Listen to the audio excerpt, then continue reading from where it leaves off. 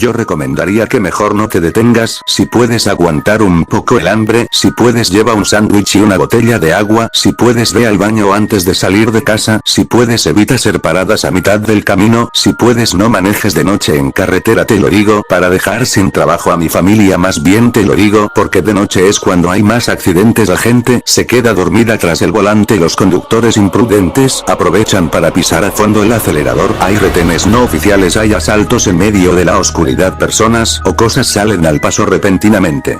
Mi tía puso su negocio en 1996 sobre la carretera un poco cerca de San Cristóbal de los Baños en el Estado de México, empezó como un puestito que vendía alimentos de las 6 de la tarde, el negocio quedó muy bien o muy mal ubicado, depende de cómo lo veas, muchos carros y camiones se detenían a comprar comida, pero también muchos carros y camiones tenían accidentes a unos 50 metros de ahí, no les quedaba de otra más que echarle la culpa a la curva, aunque esta no era muy cerrada, en teoría no era un tramo propicio para accidentes, pero cada rato chocaban, se salían de la pista, se les poncha una llanta, se descomponía el carro, la gente de allá decía que el responsable era un encino que se alzaba justo en donde la carretera daba la vuelta, un árbol alto frondoso. En muchos años de accidentes mi tía supo de dos personas, que en diferentes ocasiones hablaron de haber visto a alguien en una de las ramas del árbol antes de que perdieran el control de su vehículo, solo 2 veces y ya todos fortuna nunca fueron accidentes graves, hay 2 cruces blancas en la curva, pero dice mi tía que son de muchos años antes, con trabajo duro. Alejandrina convirtió el puesto en un local, compró el terreno y construyó, hizo unas accesorias y todas las ocupó. Al día de hoy aquel es un restaurante de 24 horas, al lado su cuñado puso un taller mecánico, aquellas víctimas de la curva eran clientes de mi tía Alejandrina, y de Pablo el mecánico. Hay también un mini super pero ese cierra a las 11, y unos baños de cobro. Mi hermana trabajó durante 4 años en el restaurante, en el día estaban las cuñadas de mi tía, en la noche ella, mi prima y mi hermana Itzel, el esposo de mi tía se podría decir que era el guardia. Mi tía les tenía a todos los empleados que no dejaran pasar a los clientes al baño de alguna manera. Tenía razón, a un lado del restaurante estaban los baños y claro cobraban la entrada, por otro lado era de entenderse que si alguien ya había consumido en el restaurante podía usar las instalaciones. La dice que cada cierto tiempo al restaurante llegaba la misma mujer, ella a diferencia de todos los otros viajeros no llegaba en carro, todos la vieron alguna vez, agarraba la carta, tomaba asiento por un momento en una de las mesas blancas de plástico que tenían afuera, no se decidía por nada del menú, se levantaba, pedía que la dejaran pasar al baño, están fuera de servicio pero puede visitar los que tenemos a un lado, o no traía dinero o estaba probando la bondad, la amabilidad de mi tía, pues en cuanto le negaban el paso la mujer se iba, ni siquiera intentaba pedir que la dejaran pasar gratis a los baños de moneda, caminaba hasta donde alcanzaba la iluminación de aquella modesta estación de servicio y ahí en la oscuridad desaparecía, quién sabe de dónde venía, quién sabe para dónde iba, pero pasaba seguido a visitar, generalmente pasaba en las horas más tranquilas, que sinceramente no eran muchas, ya que cuando se detenían los camiones se bajaba una horda de pasajeros a tomar la cena. Las horas vacías eran entre las 3 y las 4 de la mañana. Una vez se quedaron, mi hermana y su esposo se fueron a la casa en la camioneta a recoger unas cosas, en realidad no se quedaron tan solas porque en el taller estaba el cuñado de mi tía y su esposa. A las 3:30 de la mañana, hora exacta revisada en el reloj, se apareció aquella mujer. Inmediatamente supieron que les iba a preguntar lo mismo de siempre y ellas le iban a responder lo mismo de siempre. Levantó el menú, se sentó en una silla de carta blanca, se tomó su tiempo pero esta vez sí ordenó alimentos. Mientras tomaban la orden mi prima y mi hermana se estaban preguntando lo mismo, esa mujer traería dinero para pagar, y aunque no lo trajera no había problema. No estaba mi tía, que era la del corazón duro, en palabras de ella misma Elisa, sirvió y llevó a la mesa. Nadie nunca había estado tan cerca de aquella mujer, siempre que le negaban el servicio lo hacían de lejos. Mi prima dice que era una persona rara, tenía una mueca grabada en la cara, se veía totalmente inexpresiva como si hubiera sido resultado de una parálisis facial, era una sonrisa demasiado extraña. Cuando sintió escalofríos antes de comenzar a comer, la mujer le pidió permiso para usar el baño. Mi prima titubeó, recordó las palabras de su mamá, la persona entonces la tomó del brazo, su mano estaba fría, muy fría. Elisa se zafó lentamente tratando de no dejar de ser cortés, fue con mi hermana y le dijo que la clienta esta vez, si era la clienta necesitaba pasar al baño y Itzel ni siquiera lo pensó, dijo que sí, al cabo no estaba Alejandrina, dice mi prima, que quería decirle que le dijera que no, pero estaba tan nerviosa que no se atrevió a mencionarlo frente a la persona. La mujer se levantó, entró al local, caminó entre las otras mesas, pasó a un lado de la cocina y entró al sanitario. La puerta del baño sonaba muy fuerte cuando se abría y cuando se cerraba. El ruido hizo que cuando la persona ingresó a mi prima y a mi hermana se les pusiera la piel de gallina. No pasó ni un minuto cuando las luces de una camioneta aparecieron en donde se estacionan los carros. Eran mis tíos. Mi hermana se puso nerviosa porque era un hecho que ajeno salir del baño del que te recuerdo tenían muy prohibido permitirle a cualquiera entrar. Aparte de todo, mi tía llegó con la urgencia de utilizar el sanitario, fue allá y encontró cerrada la puerta. Elisa le tuvo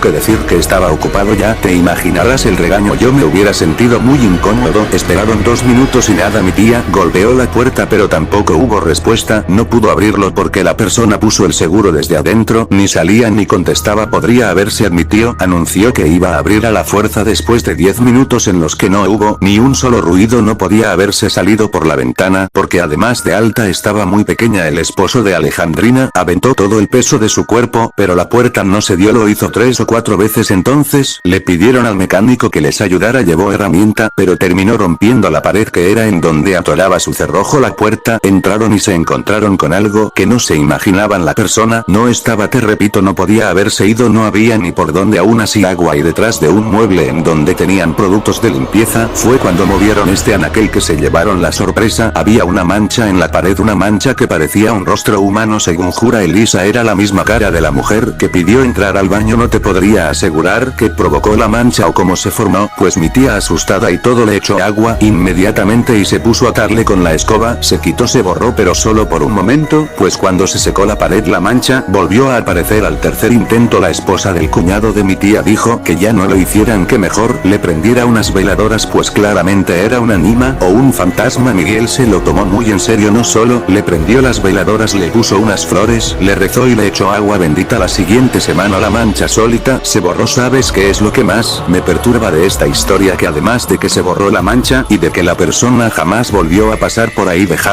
activa las notificaciones, y no olvides dejar un me gusta o un like. Recuerden que pueden dejar sus historias para un próximo video. Gracias y hasta la próxima.